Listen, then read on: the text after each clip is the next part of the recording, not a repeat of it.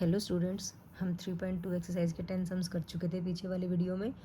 अब next question करते हैं।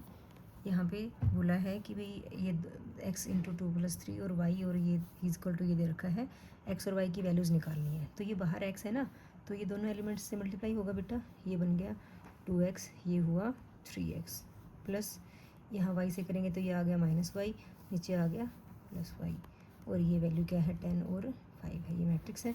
इन दोनों मैट्रिक्सेस की एडिशन हो रही है तो इनको ऐड कर देते हैं हम।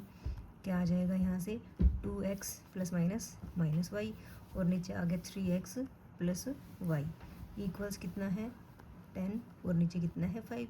अब ये दो मैट्रिक्स इक्वल हैं तो कोरस्पॉन्डिंग एलिमेंट्स इक्वल होते हैं। तो यहाँ पे हम कहेंगे 2x माइनस वाई इक्वल्स 10 है और नीचे से आ रहा है 3x plus y is equal to 5। हमें x और y की वैल्यूज़ निकालनी है। तो देखो दो अननोन है तो दो ही इक्वेशंस हैं हमारे पास, इनकी वैल्यूज़ निकालनी है x और y की। तो 10th क्लास में आप करके आए हो ना 3rd चैप्टर में, तो ये सेम टू सेम वैसा ही है। तो यहाँ पे देखो y के कोफिशिएंट पहले से ही बराबर है, तो हम या तो ये दोनों इक्वेशन ऐड करेंगे या इनको सब्ट्रैक्ट करेंगे। तो पीछे वाले क्वेश्चन में मैंने बताया था, आप जिसको काट रहे हो जिसका कोएफिशिएंट इक्वल है या आपने बनाया है, तो उसका आगे ये देखो कि क्या उन दोनों के साइन सेम है। अगर दोनों के साइन सेम है तो उन इक्वेशंस को सब्ट्रैक्ट किया जाता है, अपोजिट है तो उनको ऐड किया जाता है। तो यहाँ तो पहले से अपोजिट है तो इन दोनों इक्वेशंस को हम क्या करेंगे, ऐड करेंगे। ऐड करोगे तो -y प्लस वाई कट जाएगा, यहाँ से आ गया 2x प्लस 3x 5x और 10 प्लस 5 कितना आ गया 15। तो यहाँ से x की वैल्यू आ गई 15/5 इक्वल्स 3। x की वैल्यू हमारे पास कितनी आ गई 3। अब जो वैल्यू आ जाती है इसको हम किसी भी एक इक्वेशन में जाके पुट कर देते हैं। तो क्या लिखेंगे, put the value of x in equation first equation में रख देते हैं। फर्स्ट इक्वेशन क्या थी हमारी, 2x माइनस वाई इक्वल्स 10। तो यहाँ पे हमने क्या किया, x की वैल्यू रखी 3 minus y equals 10, 6 minus y equals 10।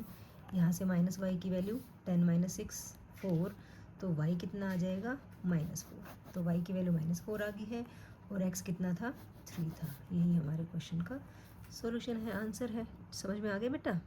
12th question में भी आपको ऐसा ही कुछ दे रखा है और बोला गया है कि x, y, z और w की वैल्यूज़ निकालो। तो सिंपल है, 3 को अंदर मल्टीप्लाई कर दो, 3x 3y 3z 3w, ठीक है।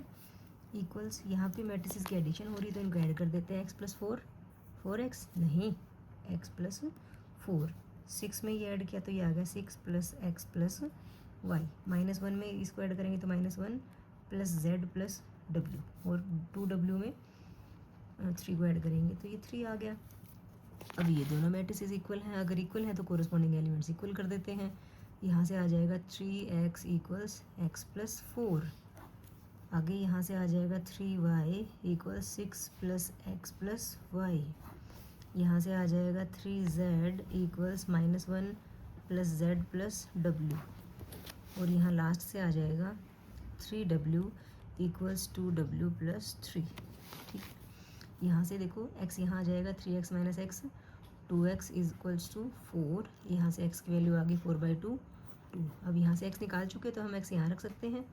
ये आ गया 3y minus y 2y equals 6 plus x की वैल्यू है 2 मीन्स 8, तो y की वैल्यू आ जाएगी 8/2 4, ठीक है।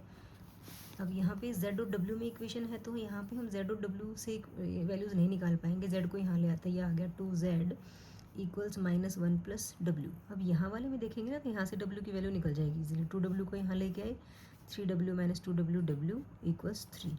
अब w 3 आ गया तो w की वैल्यू यहाँ रख लेते हैं, 2z इक्वल्स w की वैल्यू 3 रखी, -1 प्लस 3 कितना आ गया 2 और z आ गया 2/2 1। इस तरीके से हमारी चारों की चारों वैल्यूज़ निकल गई बेटा। आपको समझ में आ गया ना।